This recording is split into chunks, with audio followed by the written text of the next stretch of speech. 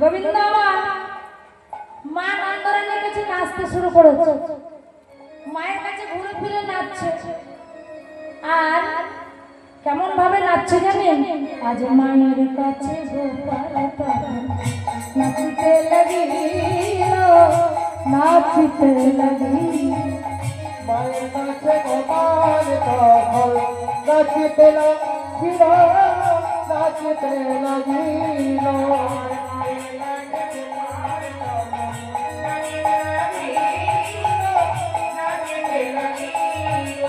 আজ গোবিন্দটা সাজা মনে